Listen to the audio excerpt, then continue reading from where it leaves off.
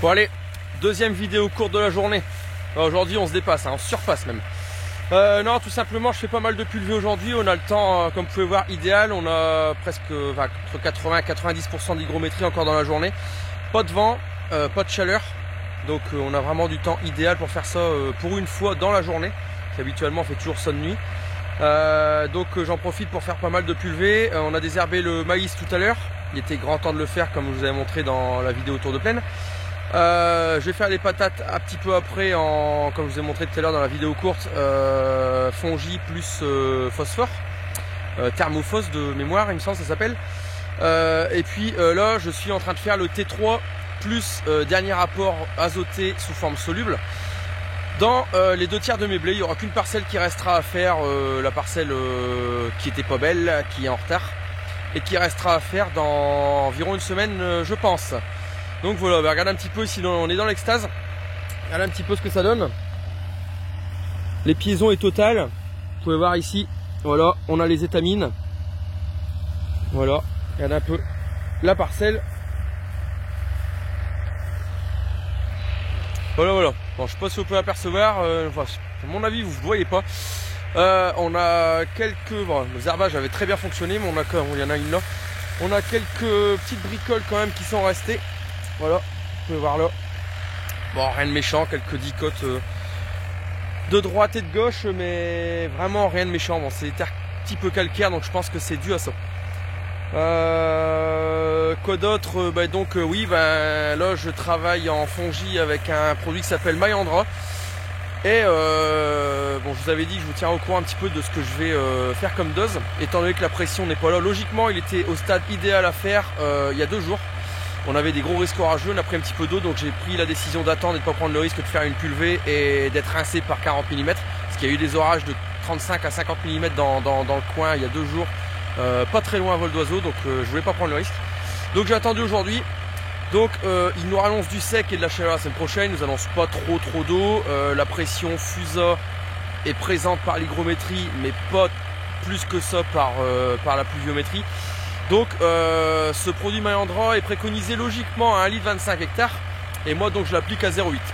Voilà, bon, je fais pas demi-dose quand même, je prends pas le risque quand même. Je l'applique à 0,8. Je mets 20 litres d'Azospeed. Azospeed qui dose donc 23 millilitres d'azote par litre. Donc grosso modo, si on ramène ça en azote N27, ça va nous ramener environ 40 unités. Donc on sera aux alentours de 240 unités totales d'azote sur l'ensemble de mes blés. Voilà, espérons que ça nous ramène un petit peu de protéines et puis que ça aide à remplir les grains. On verra ça à la moisson, je vous en dirai plus quand ce sera dans la trémie. Voilà, voilà. Bon, de toute façon, la pulvée toujours avec notre bon vieux T130 et le pulvé Ben 27 mètres 1500 litres. Là, j'ai changé les buses et changé le réglage. Habituellement, on est à 100 litres hectare. Là, je fais ces pulvées-là à 150 litres parce qu'il faut quand même bien mouiller l'épi pour bien que ça pénètre dans l'épi, dans les épillés. Il faut savoir qu'au moment où les étamines sont présentes, le début des étamines, c'est le moment où les épillés sont plus ouverts. Je ne sais pas si on peut le voir. Essayez de regarder ici, comme vous pouvez le voir. Regardez, il y a un intervalle, il y a un creux entre les épillés au bout de mon doigt. Voilà. Et c'est à ce stade-là que le produit va bien rentrer, bien pénétrer dans l'épi et protéger la totalité de mon épi. Et ce qui normalement devrait être efficace à 100% ou proche de 100%. Donc pour ça, 150 litres d'eau, les buses injection d'air, ça nous projette bien le produit dedans, c'est parfait. Et en plus, les fongis pommes de terre, et avec des engrais solubles comme ça, je préfère mettre un peu plus de flotte parce que sinon ça fait quasiment faire la pulvée avec l'engrais. Et ça, c'est pas très bon. Voilà. Bon, je voulais juste vous faire un petit retour là-dessus.